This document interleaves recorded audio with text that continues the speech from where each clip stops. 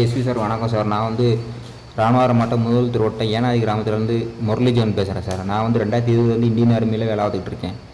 நாங்கள் வந்து 2013 வந்து ஏனாதியில் வந்து எங்கள் தாத்தாவோட பேரில் உள்ள பட்டாவில் வந்து செல்லையாத்தேவருங்கிற ஒரு வயல் நிலத்தில் நாங்கள் வந்து 3 பங்காக, அதாவது கிராமம் பிரிச்சுக்கிட்டபடி 3 பங்காக பிரித்து அதெல்லாம் எங்கள் பங்கில் நாங்கள் வீடு கட்டியிருக்கோம். ஆனால் அவர் எங்கள் அப்பாவோட அண்ணன் ராமச்சந்திரன் வந்து நாங்கள் வீடு கட்டுறதை வச்சு அந்த வீட்டை காமிச்சு அவர் லோன் வந்து வாங்கிட்டு அதுக்கப்புறம் என்ன பண்ணிட்டாரு, எங்களுக்கு தெரிஞ்சிச்சு. அதனால் நாங்கள் சண்டை போட்டு அதை விட்டோம், நீ இனிமேல் வராது அப்படின்னு சொல்லிட்டு. ஆனால் அவரோட தனியாக எனக்கு கிடக்கு. இப்போ வந்து 2025 வந்துக்கிட்டு ஜனவரி மாதம் வந்து எனக்கு வந்து நீங்கள் வாங்கின பாதையில் வந்து பாதையை கொடுங்க, அப்படி இல்லைன்னா அந்த லோன் விழுந்து என் பேர் அலாட் ஆகிருக்கு, அதை வந்து நான் வந்து அலாட் ஆகிடல, நான் வந்து கேஸ் கொடுத்து ஏன் மேலே எடுப்பேன் அப்படின்னு சொல்லியிருக்காங்க. அதுக்கு நான் வந்து ஜனவரி மாதமே எஸ்பிக்கு ஒரு கம்ப்ளைண்ட் கொடுத்துருக்கேன், கலெக்டருக்கு கம்ப்ளைண்ட் கொடுத்துருக்கேன், இப்போ ஒரு போலீஸ் ஸ்டேஷன் கம்ப்ளைண்ட் கொடுத்துருக்கேன். இதில் எந்த வித ஆக்ஷனும் எடுக்கலை. ஏன்னா இதுக்கு முக்கிய காரணம் வந்து அவங்க மக வந்து கோமாதா வந்து ஃபிங்கர் பிரிண்ட் டெஸ்ட்டே இங்கே தான் வேலை பார்க்குறாங்க சிவகங்கையில். அப்போ அவங்க தடுத்தனால போலீஸ் வேலை எடுக்க மாட்டேங்கிறாங்க. பிடிஓ ஆஃபீஸ் எப்படின்னா அவங்க மக வந்து ஆரையாக இருக்குது, அதனால் அங்கே எடுக்க முடிக்கிறாங்க. அப்போ நாங்கள் என்ன சார் பண்ணுறது? அப்போ நான் வந்து இங்கே வந்து இப்போ பூட்டானில் இருக்கேன். பூட்டான் வந்து நான் ஜனவரி மாதம் ஊருக்கு வந்து இன்னும் இங்கே 5 மாதமாக இங்கே தான் இருக்கேன். நான் ஜூன் மாதம் ஜூலை மாதம் இப்போ வேறு போயிட்டு இருக்கு. நாங்கள் எப்படி தான் வரப்போகிறது எனக்கும் தெரியல. அப்போ இன்றைக்கி எப்படின்னா அவங்க போய் எப்படின்னா வீட்டு ரசீது வந்து மாற்றுறதுக்காண்டி, அதாவது வீடு கட்டின எங்களுக்கு வந்து விபி பில்லு, வீட்டு ரசீது, கட்டின பில்லு எல்லாமே எங்கள்கிட்ட கரெக்டாக இருக்குது. நான் அந்த ப்ரூஃபை கூட நான் எஸ்பி ஆஃபீஸ் கூட அனுப்பியிருக்கேன். அதை கூட நீங்கள் பார்த்துக்கலாம். வீட்டோட ஃபோட்டோலேருந்து எல்லாமே ப்ரூஃபோட அனுப்பியிருக்கேன். ஆனால் இப்போ வந்து எப்படின்னா இன்றைக்கி வந்து அவங்க வந்து வீட்டு ரசீது மாதிரி கல்லாடி போயிருங்க. அப்போ எங்களுக்கு விஷயம் தெரிஞ்சு எங்கள் அம்மாவும் என்னோடய ஒய்ஃபும் போய் ஏன் மாற்றுறீங்க அப்படின்னு சொல்லி பிடிஓட்ட கேட்கும்போது அவங்க மருமையை வந்து தட்சணாமூர்த்தின்னு ஒருத்தன் வந்து எங்கள் அம்மா வந்து அடிக்க வந்திருக்கான். அடிக்க வரவும் அதோட எங்கள் அம்மா வந்து உடனே கல்லாடி போலீஸ் ஸ்டேஷனில் கம்ப்ளைண்ட் கொடுத்துருக்காங்க. நாங்கள் எந்த விட ஆக்ஷன் எடுக்கலை. அதுக்கப்புறம் இப்போ நாங்கள் வந்து கொடுத்தோன்னே அவங்களுக்கு வந்து பாதுகாப்புன்னு இல்லை, அவனை மிரட்டி வச்சுருக்கணும். இப்போ அவங்க ராமச்சந்திரன், அவர் பொண்டாட்டி கிளவி, அப்புறம் அவங்க 3 மயங்க, அவங்க 3 பார்த்துப்பேன், அந்த 3 பேர், அப்புறம் அவங்க மக ஒன்று ஈஸ்வரின்னு சொல்லிட்டு இவங்க 6 பேர் வந்து கட்டக்கம் போட எங்கள் அம்மா, ஏன்னா எங்கள் அம்மாவும் எங்கள் ஒய்ஃப் மட்டும் இருக்காங்க. வந்து 6 பேர் வந்து எங்கள் அம்மாவை அடித்து வகர இது பண்ணி தாலி எடுத்துக்கணும் எல்லாத்தையும் எங்கள் ஒய்ஃபு முட்டை வச்சு எல்லாம் பண்ணி போய் எங்கள் எல்லோரும் ஹாஸ்பிட்டலில் இருக்காங்க. எங்கள் அம்மா ரொம்ப சீரியஸாக இருக்குது. எனக்கு அதனால் அழுகே வருது, எனக்கு அழுகே வருது. சரிங்களா? அதோட இப்போ வேண்டாம், அவங்க 6 பேர் வந்து எங்களை அடிச்சுட்டு அவங்க போய் ஆஸ்பத்திரியில் படுத்துக்கிட்டாங்க. ஏன்னா இதுக்கு எல்லாம் முக்கிய காரணம் அவங்க அக்கா கோமாதா எஸ்ஐ, ஃபிங்கர் பிரிண்ட் எஸ்ஐ, அதுதான் காரணம். அதுதான் சொல்லி ஐடியா கொடுக்குது.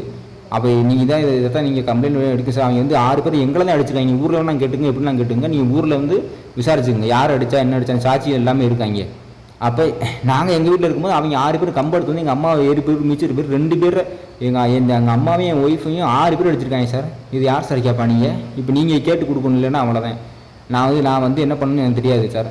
நீங்கள் தான் சார் தயவு செஞ்சு கேட்டு கொடுக்கணும் ப்ளீஸ் சார். நீங்கள் எப்படியோ அவங்கள பிடிச்சி உள்ளே போடணும், இல்லைன்னா 6 பேர் சும்மா கூட அடிச்சு விட்டு இதில் ஹாஸ்பிட்டலில் படுத்திருக்காங்க சும்மா. எங்கள் அம்மாவும் எங்கள் ஒய்ஃபும் எப்படி சார் அடிக்க முடியும் 6 பேர்த்த? நீங்கள் சொல்லுங்கள் பார்ப்போம். என்ன சார் இப்படி அநியாயம் பண்ணிக்கிட்டு இருக்காங்க? நீங்கள் தான் சார் அப்படியே கேட்டு கொடுக்கணும் சார்.